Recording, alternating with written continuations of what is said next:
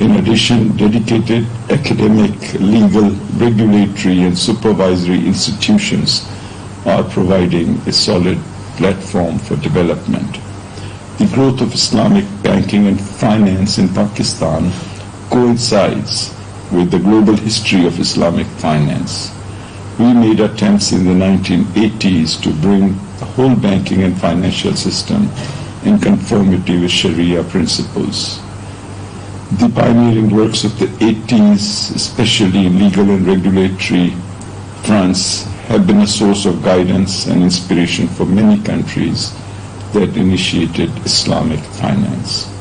Islamic banking was relaunched at the start of this millennium, since the attempt to transform the whole banking system during the 80s had limited success. This time the methodology was modified to allow both Islamic and conventional banks to coexist, with customers having the option to do banking with the system of their preference. Ladies and gentlemen, it is with a great sense of achievement that I share with you that the new approach has worked very well. The base of the Islamic banking industry is growing, and its share in the overall banking industry is also increasing. At present, the Islamic banking industry in Pakistan has 22 Islamic banking institutions, which include 5 full-fledged Islamic banks and 17 conventional banks with Islamic banking branches. These institutions are providing a wide range of Sharia-compliant products and services through their network of around 3,250 branches in 120 districts across the country. In addition, conventional banks operate 1,375 Islamic banking windows. Overall, Islamic banking has a 15% share in terms of assets of the banking industry, while the share has reached nearly 17% in terms of deposits. This remarkable growth in Islamic banking reflects the combined efforts of its stakeholders on supply side, but it also represents the overwhelming demand for Islamic banking in the country. The State Bank of Pakistan, our central bank, has also played a leading role in nurturing Islamic banking and placing it on a sound footing. Our comprehensive and multi-tiered Sharia compliance framework, designed to ensure Sharia conformity of Islamic banks' operations, is considered one of the best, and our central bank has been voted thrice as the best central bank for promoting Islamic finance by the Islamic Finance News of RED Money Group, Malaysia, in 2015, 17, and 18. The government of Pakistan believes in the potential of Islamic finance to contribute significantly towards economic development. And we have included Islamic finance as an integral part of Pakistan's national financial inclusion strategy, which targets both voluntary and involuntary financial exclusion. The national financial inclusion strategy complements the targets set forth in the United Nations Sustainable Development Goals of poverty reduction, inclusive economic development, and shared prosperity. In my view, Islamic finance is most relevant to the SDGs and the Global Development Agenda for 2015 to 30, which require extraordinary mobilization of resources for implementation. The risk and reward sharing embedded in Islamic financing modes not only has the potential to enhance the allocation of resources in the real sectors of the economy, but it also tends to become a good tool for wealth distribution. In the same way, the inherent advantage of the Islamic financial industry to fund projects on the basis of equitable participation and profit sharing between financiers and entrepreneurs enables it to increase provision of formal financial services to unserved and underserved sectors such as small and medium enterprises, agriculture, low-cost housing, and microfinance. Therefore, to increase the outreach of Islamic finance to priority sectors, Islamic banking institutions in Pakistan have been assigned indicative sectoral targets, especially for SMEs and agriculture. Affordable housing and its related infrastructure has become the special focus of our government in the backdrop of the coronavirus. This is primarily because of the sector's potential to create employment and its many backward linkages. This is an important development since the housing industry provides an attractive opportunity for Islamic banks. In fact, Islamic financing constitutes a major share of housing finance in Pakistan. On the other hand, to promote and utilize Islamic finance, the government of Pakistan has not only issued domestic sovereign sukuk, but has also floated 4 international sukuk worth $3.6 billion. Interestingly, all international sukuk were oversubscribed, indicating a lot of demand for Sharia-compliant instruments in the international market. In view of Pakistan's experience, I would urge this forum to further explore the possibilities of using the instrument of sukuk to generate resources for development. I would also like to highlight the emerging trend of ethical and green sukuk in the global arena.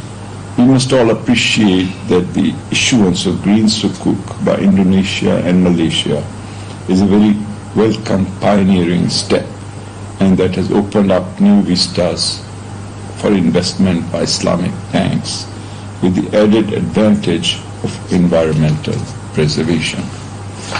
I would say that as the stakeholders in the growth of Islamic finance, we should all make collaborative efforts to introduce dynamic structures catering to the needs of both investors and market demand for Sharia-compliant resources. Nevertheless, ladies and gentlemen, Islamic finance also has its deficits that need to be carefully worked on to ensure real, inclusive, and sustainable development. Most importantly, the area of microfinance largely appears to have been ignored by the Islamic finance industry. To remove this gap, the industry needs to bring further innovation and sophistication in the products to meet the diverse needs of the microfinance sector. In this context, I would like to use this forum to emphasize the urgent need for joint collaborative research with a special focus on Islamic microfinance. Furthermore, recent developments in financial technology, fintech, have introduced new business models and solutions that have potential to contribute not only towards operational efficiency, but also in providing digital financial services to customers. Though fintech's penetration into Islamic finance is still in its early stages, the potential disruptions to traditional Islamic finance cannot be underestimated. We must therefore also work on integrating the new and emerging models with the principles of Islamic finance. I'm sure you would all agree that the deployment of fintech cannot be more urgent than in the present situation of the COVID-19 pandemic.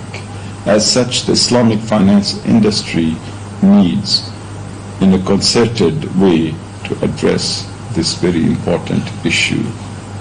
Ladies and gentlemen, as I draw towards a close, I would like to re-emphasize the need of increased collaborative research and development to capitalize on the inherent strengths of Islamic finance. Remarkably, Islamic finance offers a viable alternative to the debt-driven conventional banking infrastructure.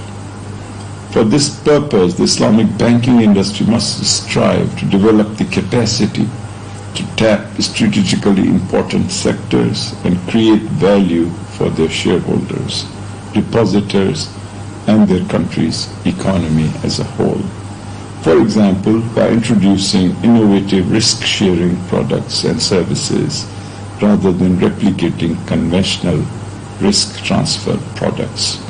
Most importantly, Islamic finance institutions must develop synergies through cooperation, collaboration, and partnerships across borders. It is equally critical for governments of Muslim states to promote and facilitate the efforts of Islamic financial institutions.